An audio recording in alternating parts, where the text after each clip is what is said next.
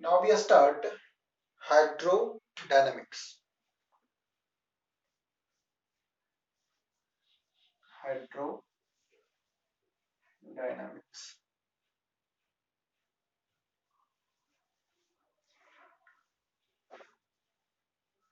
A study of fluid in motion को बोला जाता है हाइड्रोडायनामिक्स। ओके, अब फ्लूइड की एक सबसे इंपॉर्टेंट प्रॉपर्टी सीखने जा रहे हैं, वो है विस्कोसिटी। तो आगे जो हमारा हेडिंग होगा आज का, वो सबसे पहले हम सीखेंगे विस्कोसिटी के बारे में। What is viscosity? विस्कोसिटी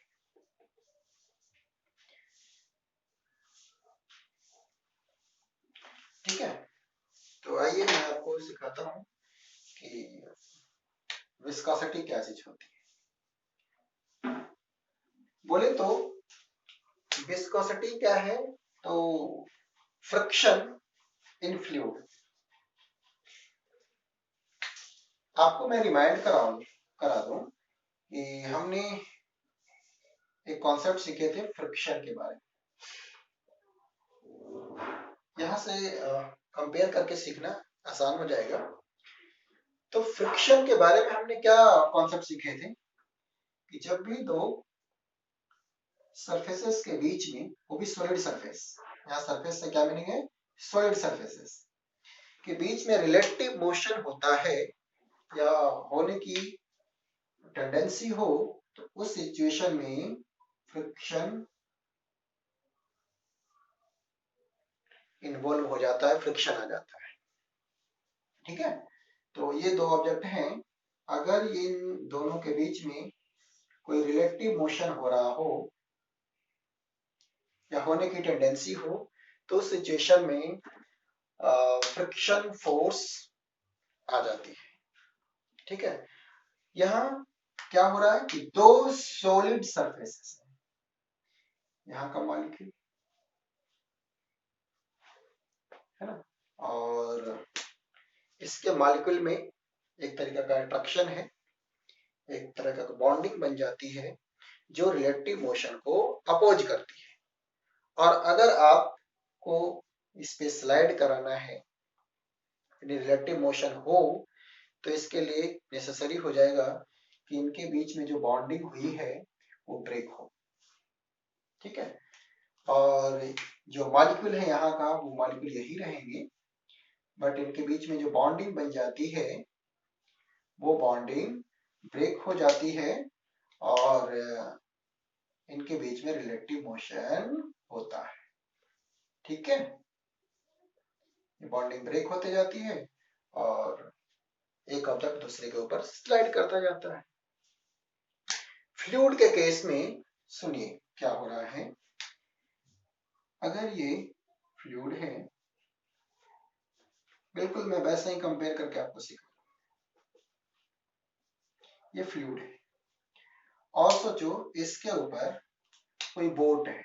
सबसे अच्छा एग्जांपल मैं लेता हूँ, कोई बोट है। ठीक है, तो ये बोट है। अब हुआ क्या, इस बोट के साथ एक फ्लूइड का मॉलिक्यूल चिपक गया है। ठीक है, बिल्कुल वैसे ही जैसे सॉलिड सॉलिड में हुआ था। ठीक है, अब अगर आप इस बोट को फ्लूइड के ऊपर स्लाइड कराना चाहते हैं, रिलेटिव मोशन हो, तो उस सिचुएशन में जो इंटरमॉलिक्यूलर फोर्स ऑफ अट्रैक्शन है, उसके कारण ये मॉलिक्यूल इसके साथ में रहेगा। और अगर जो बोट है वो इस पे स्लाइड करना चाहे, तो ये मॉलिक्यूल अपनी जगह पे नहीं रह पाएंगे, वो इसके साथ मूव कर जाएंगे। राइट, इसके साथ क्या कर जाएंगे? मूव कर जाएंगे। इस केस में ऐसा नहीं हो रहा, बट इस केस में ये जो सरफेस है, ये मूव कर जाएंगे इसके साथ। बट अब जस्ट इसके नीचे वाले मॉलिक्यूल के बारे में सोचिए, जो मॉलिक्यूल यहाँ है, जो यहाँ है, बिल्कुल इससे टच करके रहा होगा, मैं बनाता हूँ इसके टच करके, बिल्कुल यहाँ वाला मॉलिक्यूल, ये लेयर,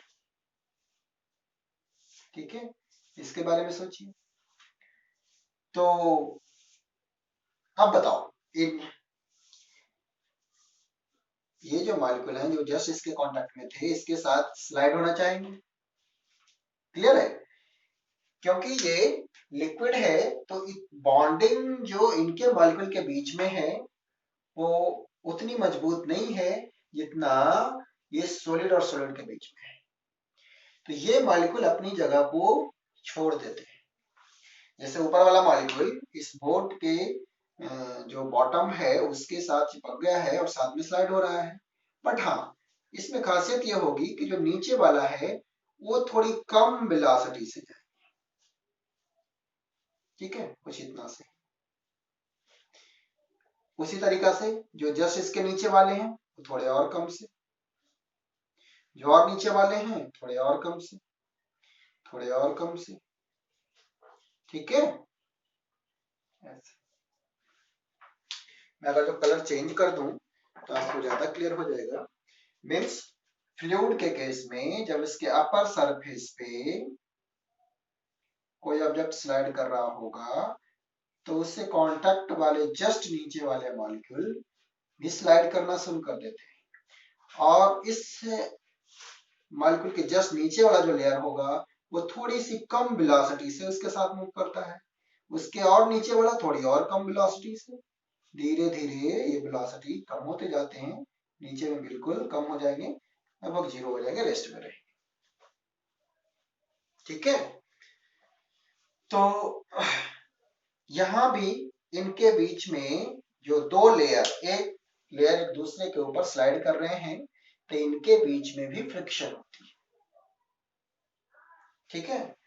और ऐसा बोल सकते हैं कि विस्कोसिटी कुछ और नहीं है, क्या ही है, ये दो लेयर के बीच में, लिक्विड के या फ्लूइड के दो लेयर के बीच में क्या ही है, फ्रिक्शनल फोर्स है, एक तरीका का फ्रिक्शन है, ठीक है। तो अब आइए कुछ चीज समझते हैं, थोड़ा ध्यान दीजिएगा, ये इतना मुश्किल नहीं है, आसान है।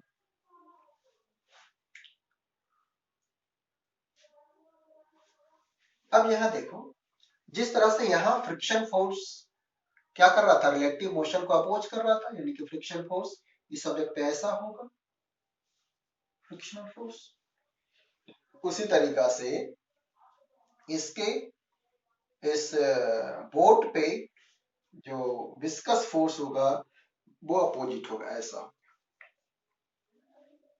ऐसा होगा विस्कस फोर्स, ठीक है। तो यहां से लिखते हैं कि जो विस्कस फोर्स होगा वो प्रोपोर्शनल होगा, ठीक है। कैसा प्रोपोर्शनलिटी होगी, तो एक टर्म है, एक तो इनके जितना सरफेस एरिया ज्यादा होगा उसकी प्रोपोर्शनल होगा, और दूसरा वेलोसिटी ग्रेडियंट। ये होता क्या है समझिए, अगर मैं बोलूं कि यहाँ की जो वेलोसिटी है वो भी है, और जो बिल्कुल बॉटम में है लेयर वो बिल्कुल रेस्ट में है, ठीक है, और ये जो हाइट है यहाँ से यहाँ तक, if this height is L, तो v बाय एल को बोला जाएगा वेलोसिटी ग्रेडियंट, ठीक है। यहाँ का लेयर बिल्कुल रेस्ट में है, जो बिल्कुल बॉटम में है, और जो टॉप में इस बोट के साथ कांटेक्ट में है उसकी वेलोसिटी अगर जो v है तो वेलोसिटी ग्रेडियंट होगा v बाय एल। तो ये जो विस्कस फोर्स होंगे, जो अपोजिशन मिलेगा इस बोट को ड्यू टू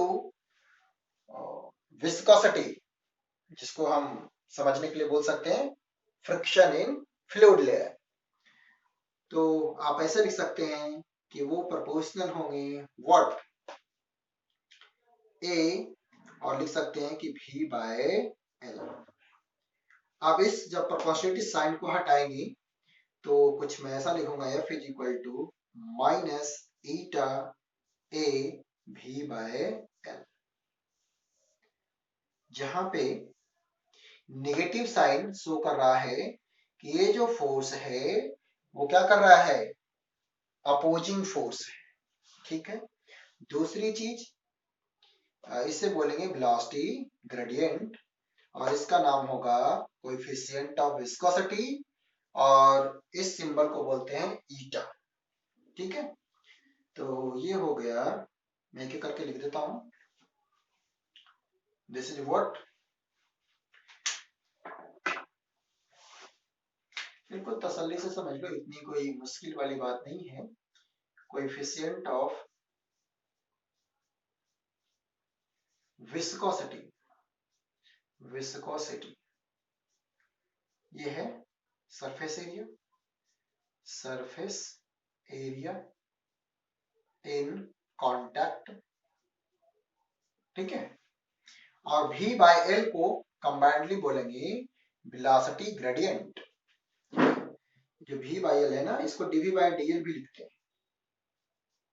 ठीक है, यानी कि वेलोसिटी का डिफरेंस, और सोचो अगर यहाँ का वेलोसिटी 0 है, यहाँ का वेलोसिटी भी है, तो डिफरेंस V माइनस 0, तो ये डिफरेंस और ये हाइट का डिफरेंस, तो इसको बोलते हैं वेलोसिटी ग्रेडियंट। और यहाँ पर इसका जो रोल प्ले कर रहा है ये क्या है, वेलोसिटी ग्रेडियंट, वेलोसिटी ग्रेडियंट। और यहाँ पे जो रोल प्ले कर रहा है इसका वो क्या है, V बाय एल। क्लियर? तो कोएफिशिएंट ऑफ विस्कोसिटी, ए हो गया surface area in contact, V हो गया टॉप लेयर की वेलोसिटी, और बॉटम लेयर की उस समय क्या है, 0 है, यानी कि यहाँ और यहाँ के वेलोसिटी का वो डिफरेंस है। और जिन दो लेयर की वेलोसिटी का डिफरेंस है उनके बीच का जो सेपरेशन है वो L है। राइट, तो इस तरह से आपको एक विस्कस फोर्स का फॉर्मूला डेवलप, और विस्कोसिटी क्या ही होती है, तो it is the friction between two adjacent layer of fluid when there is a relative motion. जब भी फ्लूइड फ्लो कर रहा होता है तो उस सिचुएशन में एक लेयर दूसरे के ऊपर स्लाइड होते हैं, और क्या लगाते हैं, विस्कस फोर्स लगाते हैं। इसी के कारण जो टॉप लेयर है उसकी वेलोसिटी ज्यादा है, तो नीचे वाले कम कम होती चली गई। ठीक है, क्योंकि ये जो लेयर है इसको अपोज कर रही है, ये लेयर इसको अपोज कर रही है, ये लेयर इसको अपोज कर रही है। ठीक है, चलिए, तो ये हमने सीखे। और ये जो विस्कस फोर्स हमने लिखे हैं वो कब अप्लाई होगा, जब कोई ऑब्जेक्ट, ठीक है, फ्लूइड के सरफेस पे मूव करना, तो उस टाइम पे जो विस्कस फोर्स होगा उसके लिए ये फार्मूला अप्लाई होगा। ठीक है, अब इसको हम अलग तरीके से भी बता सकते हैं और समझ सकते हैं। वो इस तरीके से, पहले तो ये कॉन्सेप्ट क्लियर कर लो कि जब कोई फ्लूइड के ऊपर ऑब्जेक्ट मूव कर रहा है तो उस सिचुएशन में इस पे जो विस्कस फोर्स लगेगा, जो इसके मोशन को अपोज करेगा, उस फोर्स का मैग्नीट्यूड इस फार्मूले से लिखें। इसमें है क्या, देखो क्या क्या इन्वॉल्व हुआ है, कोएफिशिएंट ऑफ विस्कोसिटी, एरिया और velocity gradient. Coefficient of viscosity ये बता रहा है कि फ्लूइड में या फ्लूइड के सरफेस पे मूव करना कितना मुश्किल है। अगर कोएफिशिएंट ऑफ विस्कोसिटी ज्यादा है तो ये बहुत ही क्लियर है कि आपको जो विस्कस फोर्स होगा, जो अपोजिंग फोर्स होगा, वो ज्यादा होगा। जैसे पानी के ऊपर स्लाइड करना और हनी के ऊपर स्लाइड करना, दोनों में मुश्किल कौन है, तो हनी के ऊपर। मीन्स हनी की विस्कोसिटी ज्यादा है, मीन्स उसके दो लेयर के बीच में जो फ्रिक्शन है वो ज्यादा है। ऐसे बिल्कुल समझ लो आसान वर्ड में कि दो लेयर के बीच में, फ्लूइड के दो लेयर के बीच में जो फ्रिक्शन होते हैं उसी को विस्कोसिटी बोलते हैं, राइट। तो हनी की विस्कोसिटी ज्यादा है कंपेयर टू वाटर, राइट। अब थोड़ा मुझे इसके यूनिट के बारे में भी बता दो, आप बताओ मुझे, मैं इसको रफ कर देता हूँ। मुझे बताइए कि यूनिट क्या होगी। तो वीडियो को पॉज करो और थोड़ा ट्राई करो कि इसकी यूनिट क्या होनी चाहिए। यूनिट लिखना तो आसान है, सबकी यूनिट लिख दो, यूनिट बन जाएगा जिसकी चाहिए। हमें ईटा की यूनिट चाहिए, तो देखो ऐसा unit, unit of viscosity, viscosity क्या होना चाहिए, इसकी यूनिट क्या होगी, न्यूटन। ये नीचे चला जाएगा ना, क्या बन जाएगा, मीटर स्क्वायर एरिया है, और ये भी नीचे जाएगा, यानी कि मैं पहले फार्मूला लिख देता हूँ कि ईटा जो हो जाएगा वो क्या हो जाएगा, एफ एल अपॉन ए भी, है ना। अब मुझे आसान हो जाएगा इसकी यूनिट लिखना, क्या लिखूंगा, मैं यूनिट की बात कर रहा हूं, तो फोर्स के लिए न्यूटन, एरिया के लिए metre square, metre upon metre पर सेकेंड, तो ये हो जाएगा newton metre second upon metre square into metre. तो मीटर से मीटर कैंसिल, क्या बचा, न्यूटन पर मीटर स्क्वायर इंटू सेकेंड, और बोले तो पास्कल सेकेंड, ठीक है। तो ऐसा यूनिट क्या हो गया विस्कोसिटी का, बताओ, ऐसा यूनिट ऑफ विस्कोसिटी हो गया आपको pascal second, S for second, ठीक है, पास्कल सेकेंड इज द ऐसा unit of viscosity, pascal second क्या है, SI unit of viscosity, right. SI unit of viscosity को बोलेंगे पास्कल, वो क्या है, पास्कल सेकेंड को क्या बोलेंगे, एसआई यूनिट ऑफ विस्कोसिटी। इसको वन वर्ड से भी लिखते हैं पॉइजन, यानी कि वन पास्कल सेकेंड को, यानी कि पास्कल सेकेंड को क्या ही लिखेंगे, पॉइजन लिखेंगे, ठीक है, ठीक है,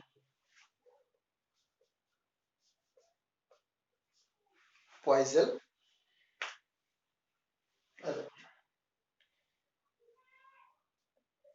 ऐसा POISEUI, ठीक, पॉइजन, और इसको शॉर्ट में PL से भी लिखते हैं। तो ऐसा यूनिट हो गया क्या, पास्कल सेकेंड, पास्कल, या इसको न्यूटन पर मीटर स्क्वायर और इनटू सेकेंड बोलेंगे पॉइजन। और सीजीएस यूनिट क्या होगी, सीजीएस यूनिट बताइए क्या होगी, अगर मैं लिख दूं सीजीएस,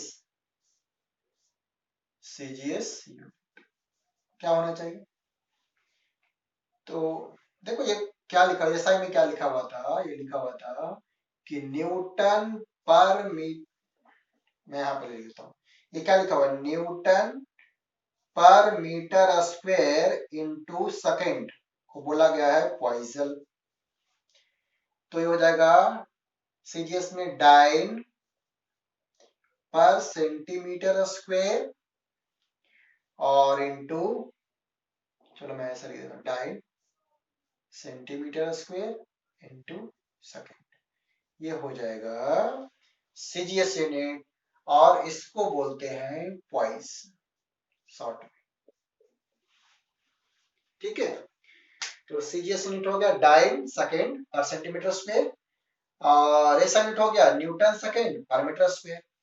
इसको शॉर्ट में पॉइजन पीएल से लिखेंगे, और इसको शॉर्ट में पॉइस लिखते हैं, डाइन सेकेंड पर सेंटीमीटर स्क्वायर। और ये हो गया आपका सीजीएस यूनिट। चलिए, हमने यूनिट के बारे में सीख लिया कि विस्कोसिटी का, कोएफिशिएंट ऑफ विस्कोसिटी का यूनिट क्या होगा। क्लियर? और ये हमने कॉन्सेप्ट भी सीख लिए कि फ्लूइड में जब एक लेयर दूसरे के ऊपर स्लाइड करते हैं तो उस केस में क्या डेवलप हो जाता है, एक तरीका का फ्रिक्शन फोर्स डेवलप होता है, और उसको क्या बोलते हैं, विस्कस फोर्स। यहाँ पे एक टर्म हमने सीखा, कोएफिशिएंट ऑफ विस्कोसिटी। ठीक, तो ये ध्यान रखना है कि ये फॉर्मूला अप्लाई कब होगा, जब सरफेस के अपर लेयर पे कोई ऑब्जेक्ट स्लाइड कर रहा होगा, फ्लो कर रहा होगा। ठीक है, चलिए एक और कॉन्सेप्ट सीखते हैं। आई होप आपको इसमें क्लैरिटी आ गई होगी कि ये क्या चीज हमने सीखे हैं। राइट, तो एक और कॉन्सेप्ट सीखते हैं, और इसको एक अलग तरीका से भी बोला जा सकता है, जानते हो, इसको एक अलग तरीका से भी बोल सकते हैं। वो क्या है, आप ऐसा बोल सकते हैं, मैं थोड़ा इसी को रख करता हूँ, यहीं पे आपको सिखाता हूँ। एक और अलग तरीका से क्या बोल सकते हैं,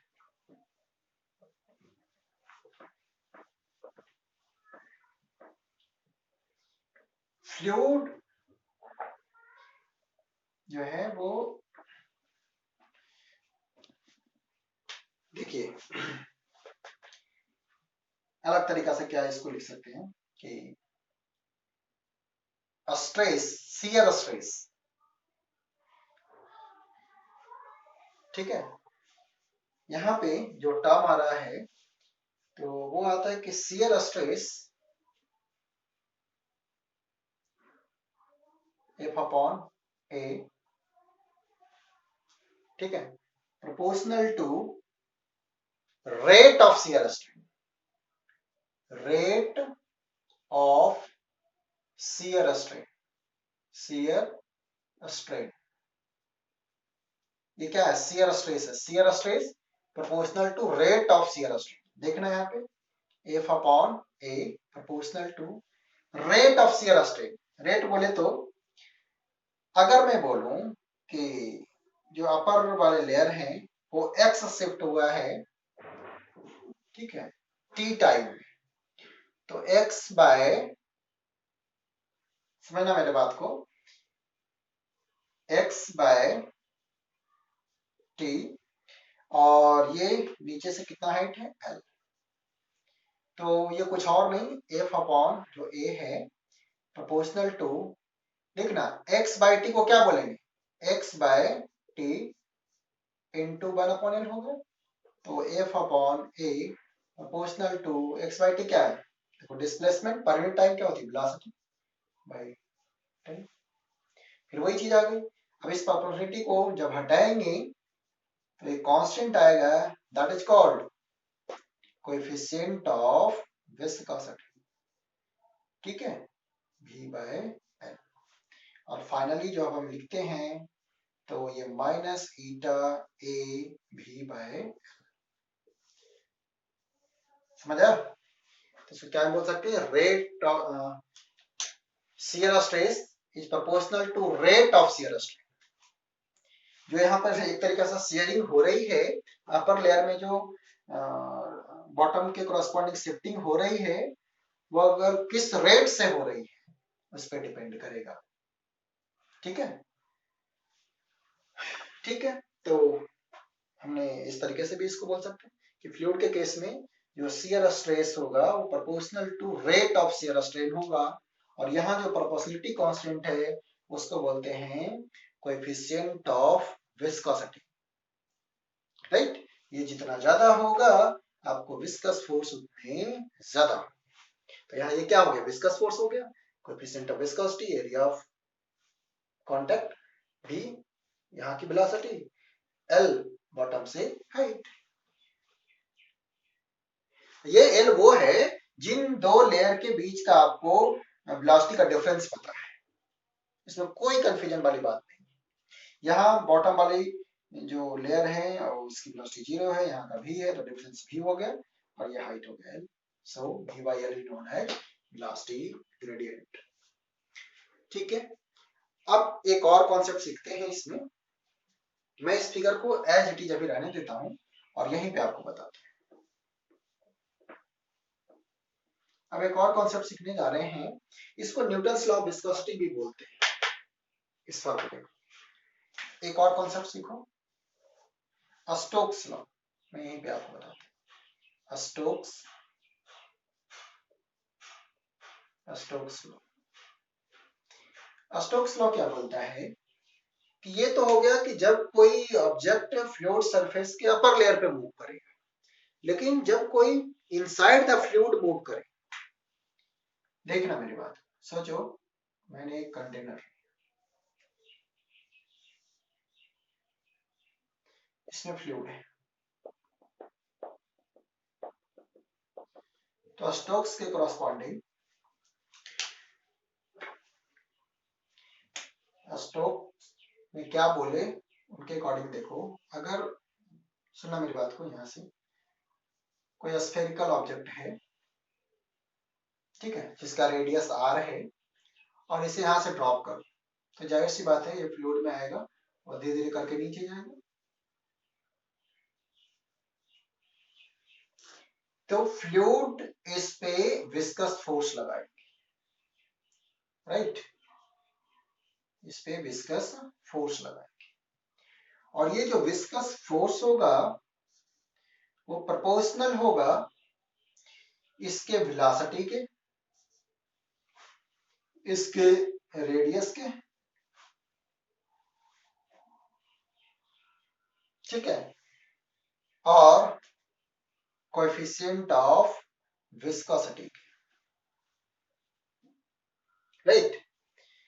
इसका डायमेंशन क्या है, किस वेलोसिटी से जा रहा है, और इसके जो फ्लूइड है उसके कोएफिशिएंट ऑफ विस्कोसिटी पे डिपेंड करेगा, राइट। तो जब इसको सॉल्व करते हैं, यह स्टोक्स लॉ कि आर रेडियस का कोई स्फेरिकल ऑब्जेक्ट जब फ्लूइड के अंदर मूव करता है, फ्लूइड के अंदर, तो उस सिचुएशन में जो इस पे विस्कस फोर्स होगा वो अकॉर्डिंग टू द स्टोक्स ऐसे दिया जाएगा, ठीक है। तो इसको आप ड्राइव भी कर सकते हैं, ठीक है, डायमेंशनल एनालिसिस से आप इस फॉर्मूले को ड्राइव कर सकते हैं। ड्राइव करने के लिए क्या करना होता है, हमें सबका डायमेंशन ले लेंगे, इसका ए है, इसका बी है, इसका सी है, कोई परपेचुइटी कांस्टेंट ले लेते हैं कि एफ इज इक्वल टू, मैं के लिख दिया, इसका डायमेंशन मुझे नहीं पता, ए लिख दिया, इसका डायमेंशन बी लिख दिया, इसका डायमेंशन सी लिख दिया, और जब सबका डायमेंशन निकालोगे, करो सॉल्व करो, क्या आता है आपको फार्मूला पता चल जाएगा। वीडियो को पॉज करो और इसको सॉल्व करो, तो एक नया फार्मूला आपको मिल जाएगा, ठीक है। इसका डायमेंशन फार्मूला कैसे लिखेंगे, अभी आपको यूनिट पता है तो आप आसानी से लिख लो, करो पॉज करो और जल्दी से सॉल्व करो। चलिए स्टार्ट करते हैं। जब इसको सॉल्व करोगे ना तो ये आ जाएगा a is equal to 1, b is equal to 1 and c is equal to 1।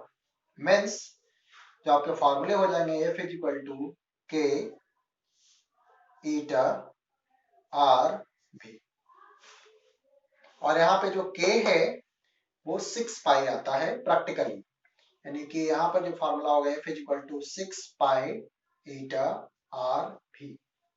यहाँ r radius of spherical object, v उसकी velocity, eta coefficient of viscosity of fluid, 6 pi is the constant. तो ये फोर्स, ये जो viscous force है वो कब apply होगा, फार्मूला कब अप्लाई होगा? जब कोई ऑब्जेक्ट फ्लूइड के इनसाइड मूव कर रहा हो। तो इन दोनों में फर्क समझना बहुत इंपॉर्टेंट है। दो फार्मूले हमें पता है कि ये दोनों विस्कस फोर्स के ही फार्मूले हैं,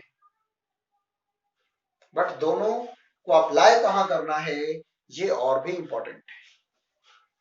अदरवाइज आपको जानकारी होते हुए भी बहुत बड़ी मिस्टेक हो जाए, क्योंकि दोनों तो विस्कस फोर्स का ही फार्मूला है, लेकिन दोनों के कॉन्सेप्ट में डिफरेंस है। ये कब है? जब कोई अपर लेयर पे मूव कर रहा हो ऑब्जेक्ट, और ये कब अप्लाई होगा? जब फ्लूइड के इनसाइड, ये ऑन द फ्लूइड सोचो and it is inside the fluid. ठीक है, तो आई होप आप Newton's law of viscosity and Stokes law ये दोनों सीखे। ठीक है, और बहुत ही आसान सा कॉन्सेप्ट है, एक लाइन में हम बता सकते हैं कि जब कोई ऑब्जेक्ट टॉप सरफेस पे स्लाइड कर रहा होगा तो विस्कस फोर्स इस फार्मूले से देंगे, जब फ्लूइड के अंदर मूव कर रहा होगा तो विस्कस फोर्स इस फार्मूले से देंगे। आप मुझे इसका डेरिवेशन करके बाकायदा व्हाट्सएप करेंगे, it is your homework, right? ठीक है, तो आज के लिए बस इतना ही रखते हैं। Thank you.